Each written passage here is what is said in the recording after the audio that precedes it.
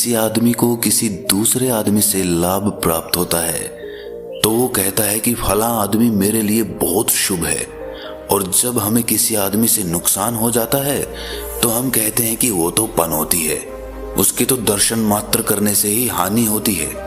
लेकिन सोचने की बात यह है कि क्या वास्तव में कोई आदमी हमारे लाभ या हानि का कारण हो सकता है, या फिर हमारे लाभ और हानि के केवल हम ही कारण होते हैं? और इस प्रकार के अनेक ज्ञान समाज में फैले हुए हैं, जैसे कि किसी बिल्ली ने रास्ता काट दिया तो मतलब मेरा दिन बेकार हो गया, या फिर मुझे सुबह सुबह किसी उजले हंस का दर्शन हो गया तो मेरा दिन तो बहुत अच्छा होने वाला है। तो आज की जो कहानी मैं आपको सुनाने वाला हूँ वो आपको अज्ञानता के अंधेरे से निकालकर ज्ञान के उजाले की तरफ लेकर आएगी। इससे पहले कि आप इस कहानी में खो जाएं, इस चैनल को सब्सक्राइब जरूर कर लें। तो चलिए कहानी शुरू करते हैं। बहुत समय पहले की बात है, एक गांव में सूखा पड़ा हुआ था। कई वर्षों से वहां पर कोई बारिश नहीं हुई थी, जिससे वहां पर भूखमरी फैली हुई थी। लोगों ने बारिश करवाने के लिए अनेक विधियां अपनाई, मंत्रोच्चारण, हवन वगैरह वगैरह, लेकिन फिर भी वहां पर बारिश नहीं हुई। फिर एक दिन उस गांव में एक आदमी के एक बच्ची जन्म लेती है। वह आदमी खुशी से सबको बताने के लिए अपनी बच्ची को अपनी गोद में लेकर गांव के बीच में आकाश के नीचे आ जाता है, और तभी वो बच्ची रोने लगती है, और संयोग से उसी वक्त वहां पर बारिश शुरू हो जाती है। अद्भुत बात थी, जिस गांव में इतने सालों से एक बूंद बारिश नहीं हुई थी, आज बहुत मूसलाधार बारिश हुई। इससे उस गांव के लोगों ने उस बच्ची को भाग्यशाली घोषित कर दिया। उन्होंने कहा कि ये बच्ची तो देवी का रूप है, इसके आते ही इतनी मूसलाधार बारिश हुई। इसीलिए उन्होंने उस बच्ची का नाम भाग्यवती रख दिया। अब गांव में जो भी कार्य आरंभ किया जाता वो उस लड़की के हाथों से ही संपन्न किया जाता। ऐसे ही बहुत साल बीत गए और अब वो लड़की 20 साल की हो चुकी थी। लेकिन 20 साल की होने के बाद उस गांव में एक और घटना घटी। एक बार फिर से उस गांव में सूखा पड़ गया। उन लोगों ने उस लड़की से प्रार्थना करके कहा कि आप ही एकमात्र ऐसे इंसान हैं जो इस गांव में बारिश करवा सकती हैं। कृपया करके बारिश करवाने का कोई प्रयास कीजिए। लड़की ने अपना हर संभव प्रयास किया। वो एक बार फिर से चिल्ला चिल्ला कर रोई, लेकिन फिर भी कोई बारिश नहीं हुई।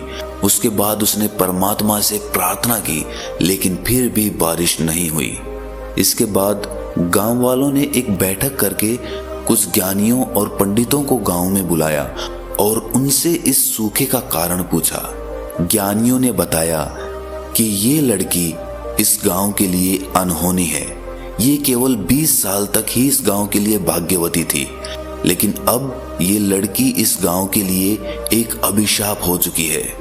अगर तुम लोग अपने गांव से ये अभिशाप हटाना चाहते हो तो इस लड़की को कल सुबह वैसे ही यहाँ पर उपस्थित होना होगा जिस प्रकार उसने जन्म लिया था। मतलब उसे वहां पर निर्वस्त्र होकर आना होगा। उसी दिन रात के वक्त उस लड़की के पिता ने भाग्यवती को उस गांव से भगा दिया। लड़की अपने गांव को छोड़कर भागी चली जा रही थी। वो थककर चूर हो चुकी थी। वो रोती जा रही थी क्योंकि उसने इस गांव में 20 साल बिताए थे और मात्र एक ही रात में उसे अपने 20 साल पीछे छोड़कर वहां से भाग जाना पड़ा। दौड़ते दौड़ते वो लड़की एक गुरु के आश्रम में पहुंच गई। गुरु ने उस लड़की की हालत देखी और उसे अपने आश्रम में ही रख लिया। अब वो लड़की एक सन्यासिनी बन चुकी थी। वो वहीं पर आश्रम में रहती, आश्रम के कामों में हाथ बटाती और वहीं पर ध्यान साधना करती।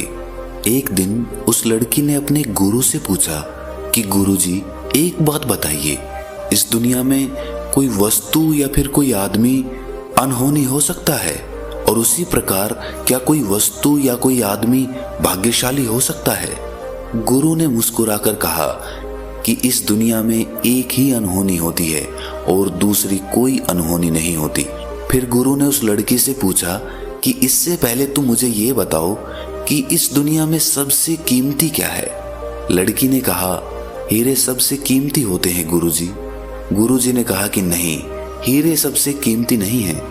फिर लड़की ने कुछ सोचकर कहा, फिर तो कोई साम्राज्य ही सबसे कीमती होता होगा, क्योंकि वहां तो हीरों की कोई कमी नहीं रहती।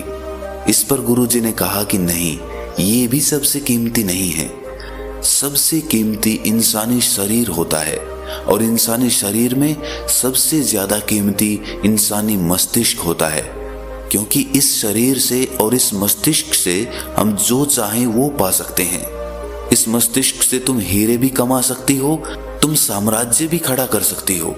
ये सुनकर वो लड़की कहती है कि गुरुजी, दुनिया में अधिकतर लोगों के दिमाग में लालच, द्वेष, घृणा इत्यादि पनपते रहते हैं, वही उनके मस्तिष्क में भरे रहते हैं।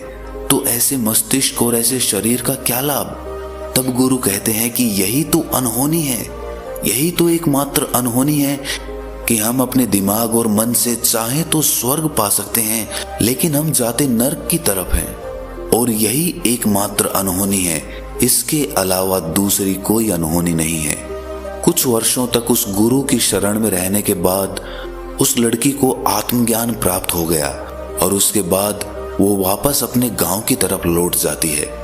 गांव में पहुंचकर वो देखती है कि गांव में बहुत भयंकर बीमारी फैली हुई है। उस बीमारी से बूढ़े तो बूढ़े, बच्चे और औरतें तक मर रहे हैं। वो लड़की उस बीमारी का इलाज जानती थी। उसने उस गांव के लोगों से कहा कि मैं तुम्हारा इलाज कर सकती हूँ, लेकिन गांव वालों ने कहा कि तुम तो अनहोनी हो, तुम्हारे आने की वजह से ही ये बीमारी फैली है, तुम यहाँ से चले जाओ तो हम सब ठीक हो जाएंगे। लेकिन उस लड़की ने वहां से जाने से पहले अपने पिता का इलाज कर दिया और उसके पिता ठीक हो गए। ये देखकर गांव वालों की आंखें खुल गईं। उन्हें लगा कि जिसको हम अनहोनी मानकर बैठे थे, वही हमारा इलाज करके हमें बचा सकती है।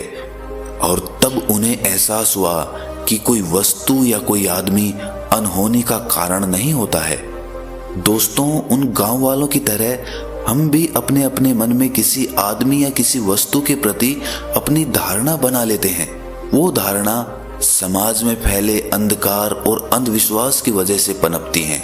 लेकिन आप अपने आप से ये सवाल करिए कि क्या कभी आपने किसी अनहोनी के कारण अपने आप को दोष दिया है, अपने आप को जिम्मेदार ठहराया है? क्योंकि आपके निर्णय की वजह से ही कोई काम गलत या सही होता है। इसीलिए दूसरों को अनहोनी का कारण बनाने की बजाय खुद के अंदर झांक कर देखिए, आपको जवाब जरूर मिलेगा। आज हम देखते हैं कि जो रोग पुराने समय में अनहोनी माने जाते थे, आज विज्ञान ने उनका हल खोज लिया है। उनकी चिकित्सा संभव है, उनका इलाज संभव है, और वो भी वैज्ञानिक तरीके से। और ऐसे ही जैसे जैसे विज्ञान और ज्यादा उन्नति करेगा, वैसे वैसे हमारी भ्रांतियां और हमारा अंधविश्वास टूटता चला जाएगा। भ्रांतियों और अंधविश्वास को तोड़ती हुई ये कहानी अगर आपको अच्छी लगी तो इस चैनल को सब्सक्राइब जरूर कर लें। तो मिलते हैं अगली कहानी में, तब तक के लिए अपना ख्याल रखें।